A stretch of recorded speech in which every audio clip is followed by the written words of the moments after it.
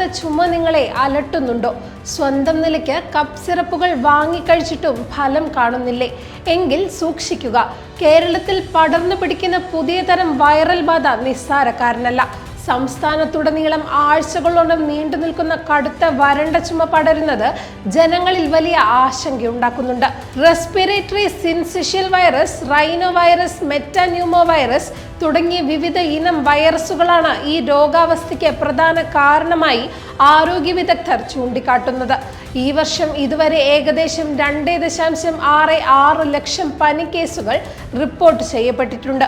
നിലവിൽ പ്രതിദിനം 6500ഓളം പേർ പനി ബാധിച്ച് ചികിത്സ തേടുന്നുണ്ടെന്നാണ് ആരോഗ്യ വകുപ്പിന്റെ കണക്കുകൾ സൂചിപ്പിക്കുന്നത്. പനി ഭേദമായാലും വിട്ടുമാറാത്ത ചുമ പലരെയും ആഴ്ചകളോളം അലട്ടുന്നു എന്നത് ഈ രോഗാവസ്ഥയുടെ ഒരു പ്രധാന പ്രത്യേകതയാണ്.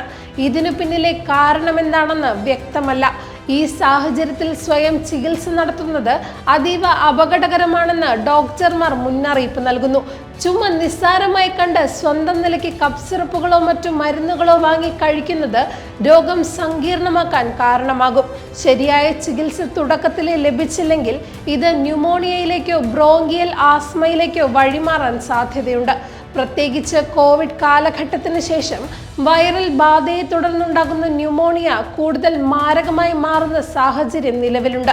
കൃത്യമായ വൈദ്യസഹായം തേടാതെ രോഗം കടുക്കുമ്പോൾ മാത്രം ആശുപത്രിയിൽ എത്തുന്നത് സെക്കൻഡറി ഇൻഫെക്ഷൻ പോലുള്ള ഗുരുതരമായ അവസ്ഥകളിലേക്ക് നയിച്ചേക്കാം. പനിയോ ജലദോഷമോ കണ്ടു തുടങ്ങുമ്പോൾ തന്നെ ആന്റിവൈറൽ ചികിത്സ തേടുന്നത് രോഗം പടരുന്നത് തടയാൻ സഹായിക്കും. ചുമ കഠിനമാവുകയാണെങ്കിൽ എക്സ്റേ, പൾമനറി ഫംഗ്ഷൻ ടെസ്റ്റ് തുടങ്ങിയ പരിശോധനകളിലൂടെ രോഗനിർണയം നടത്തേണ്ടി വരും. സാധാരണഗതിയിൽ 2 ആഴ്ചയിൽ കൂടുതൽ ചുമ നിൽക്കുന്നുണ്ടെങ്കിൽ ശ്രദ്ധിക്കണം. എന്നാൽ 3 ആഴ്ച പിന്നിട്ടിട്ടും ചുമ രൂക്ഷമായി തുടരുകയാണെങ്കിൽ ഒട്ടും വൈകാതെ ഒരു ശ്വാസകോശ രോഗവിദഗ്ധനെ കണ്ട് വിദഗ്ധ ഉപദേശം തേടേണ്ടതാണ്. അനാവശ്യമായ ആന്റിബയോട്ടിക് ഉപയോഗവും സ്വയം ചികിത്സയും ഒഴിവാക്കി കൃത്യമായ വിശ്രമവും ചികിത്സയും ഉറപ്പാക്കുകയാണ് ഇതിന് പരിഹാരം.